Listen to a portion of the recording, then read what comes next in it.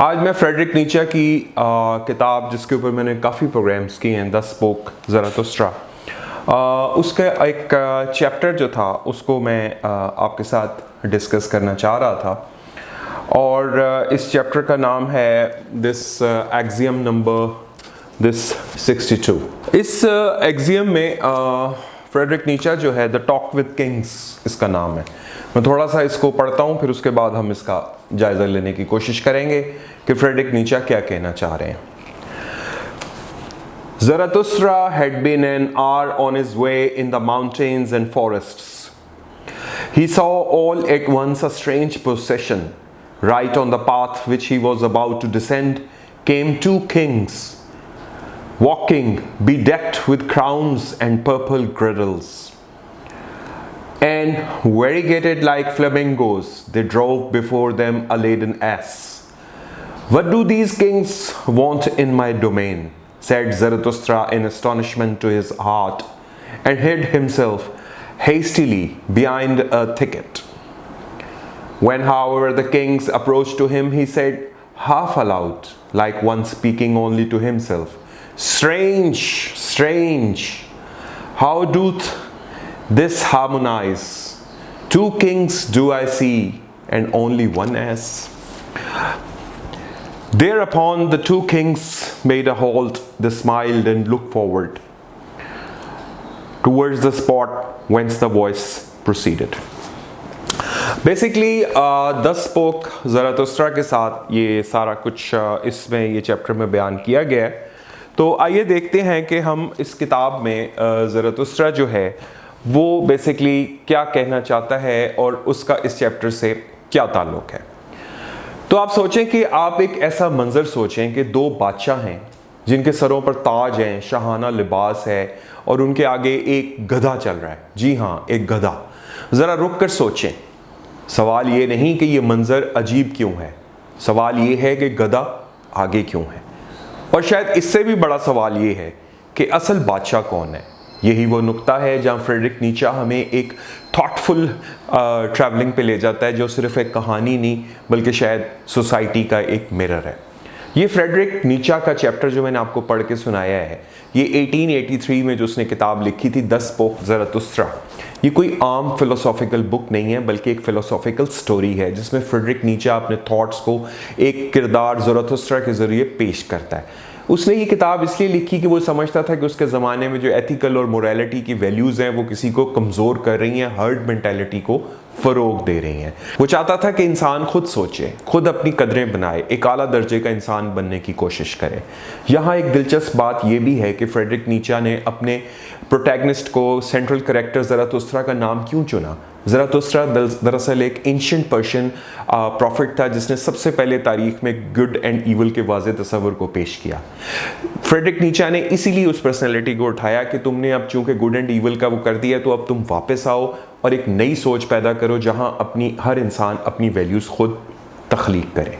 अब वापस आए इस मंजर की तरफ जहाँ पे फ्रेडरिक नीचा कह रहा है मैं झाड़ियों में छुप गए और दो किंग्स जा रहे हैं। ये बेसिकली 19वीं सदी के यूरोप का बारे में सीन है जहाँ पुराने निज़ाम आपके टूट रहे थे, बादशाहतें कमज़ोर हो रही थी, जमहूरियत उभर रही थी और इंसान खुद को आज़ाद समझने लगा था। लेकिन फ्रेडरिक नीचा एक छोटा सा सवाल उठाता है, क्या इंसान वाकई आज़ाद हो रहा था या वो सिर्फ एक हर्ड मेंटालिटी का हिस्सा बन रहा था? क्या उसने अपनी ग्रेटनेस को कुर्बान कर दिया था या सब बराबरी के चक्कर में बेहतर होने की इंसान के अंदर से ख्वाहिश ही ख़त्म हो गई थी? इसी तरह जब ज़राथुस्त्रा पहाड़ों में चलते हुए इस मंजर को देखता है तो वह हैरान हो जाता है। दो किंग्स, एक एस गधा, वो छुपकर उन्हें देखता है और आहिस्ता से कहता है मैं दो बादशाह देख रहा हूँ मगर गधा एक है। ये जुमला बज़ाहिर तंज है मगर दरअसल एक गहरी हकीकत की तरफ इशारा कर रहा है जहाँ पे फ्रेडरिक नीचा हमें ये बताने की कोशिश कर रहे हैं कि जो आपकी पावर होती है वो हमेशा क्राउन में नहीं होती, वो कभी कभी उस सिस्टम में भी होती है जिसे आप समझे बगैर फॉलो कर रहे होते हैं। ये उस ज़माने की बात हो रही है जिस ज़माने में फ्रेडरिक नीचा ये बुक लिख रहे थे। बादशाह खुद भी बेचैन है, वो शिकायत करते हैं कि सोसाइटी बिगड़ गई है, एथिक्स ख़त्म हो गई है, लोग दिखावे में जीते हैं। मगर सबसे हैरानकुन बात यह है कि वो खुद बादशाह होते हुए भी बेबस हैं। इनके पास ताकत है मगर कंट्रोल नहीं। यहाँ फ्रेडरिक नीचा एक बड़ा पॉइंट उठाता है कि मसला सिर्फ हुक्मरानों का नहीं बल्कि उस पूरी कलेक्टिव थॉट का। जब सोसाइटी उस मुकाम पर पहुंच जाए जहां हर कोई खुद को दुरुस्त समझ दूसरे को गलत समझने लगे, तो असल अजमत ख़त्म हो जाती है, एक एवरेज आम सोच स्टैंडर्ड बन जाती है। इसीलिए जो बादशाह ज़ोरोस्ट्रर्स हैं वो कहते हैं कि वो एक आला इंसान की तलाश में है जिसको उबरमंश कहते हैं, एक ऐसा इंसान जो इनसे भी बड़ा हो, हालांकि वो खुद बादशाह हैं। यहाँ फ्रेडरिक नीचे का मेन कॉन्सेप्ट उबरमंश सामने आता है, यानी वो इंसान जो क्राउड से अलग हो, जो खुद सोचता हो, जो अपनी वैल्यूज़ खुद बनाता हो, जो मुआशरे के बनाए हुए असूलों पर न चले बल्कि अपनी राह खुद तय करे। लेकिन यहाँ एक कॉन्ट्रडिक्शन पैदा होता है। पुराना निज़ाम कहता था कि बादशाह और अवाम नीचे, जबकि नया निज़ाम कह रहा है सब बराबर है। फ्रेडरिक नीचे पूछता है अगर सब बराबर है तो फिर ऊपर कौन जाएगा? क्या हमने जस्टिस के नाम पे ग्रेटनेस को ख़त्म कर दिया? क्या हमने एक ऐसी सोसाइटी को जन्म दे दिया जहाँ कोई बड़ा नहीं बन सकता क्योंकि सबको एक जैसा रहना है? किंग ज़ोरोस्टर की बातों से मुतासिर हो जाते हैं, मगर वो उसे गलत समझ लेते हैं। वो जंग को, वॉर को, बहादुरी और ताकत की बात करने लगते हैं कि जैसा कि यही असल रास्ता हो। मगर फ्रेडरिक नीचे एक्सटर्नल नहीं, वो इंटरनल जंग की बात कर रहा है कि अपनी वीकनेसेस के खिलाफ, अपने फियर्स के खिलाफ, उस हिस्से के खिलाफ बात कर रहा है जो आसान रास्ता इख्तियार करता है, मुश्किल रास्ता छोड़ देता है और जीत नहीं सकता, कभी भी नहीं जीत सकता। इसी तरह आप दुनिया को देखें तो ये बात और भी वाज़ेह हो जाती है। जिस तरह सोशल मीडिया पे हर कोई खुद को सही समझता है, हर कोई एथिक्स की बात करता है, हर कोई दूसरों को जज कर रहा है, मगर सवाल ये है कि क्या हम वाकई बेहतर हो रहे हैं या सिर्फ ज़्यादा शोर मचा रहे हैं? क्या हम सच की तलाश में हैं या सिर्फ अपने यकीन को साबित करना चाहते हैं? फ्रेडरिक नीचे एक्चुअली हमें यही सोचने पे मजबूर करता है कि कहीं हम भी तो नहीं अंधी तकलीद में लगे हुए। और वो डंकी, वो दरअसल एक अलामत है, सिंबल है बोझ उठाने की, ब्लाइंड फॉलोअरशिप की, इस सोच की अलामत है जिसमें इंसान सवाल करना छोड़ देता है और सिर्फ चलता जाता है।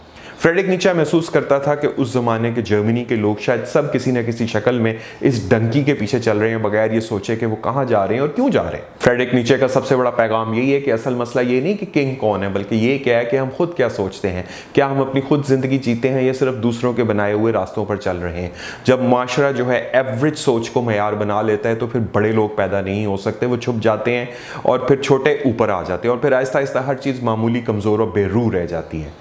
और आखिर में यही सवाल आपके लिए, अगली बार जब आप किसी बात पर यकीन करें, किसी नज़रिए को अपनाएं या किसी को फॉलो करें तो एक लम्हा रुक कर खुद से पूछें क्या ये मेरा अपना सच है या मैं भी किसी की ब्लाइंड फॉलोइंग पे चल रहा हूँ?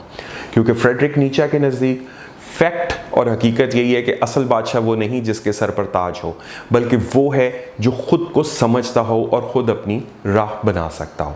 उम्मीद है आपको मेरा आज का व्लॉग अच्छा लगा होगा। राय का इजहार कमेंट सेक्शन में ज़रूर कीजिएगा।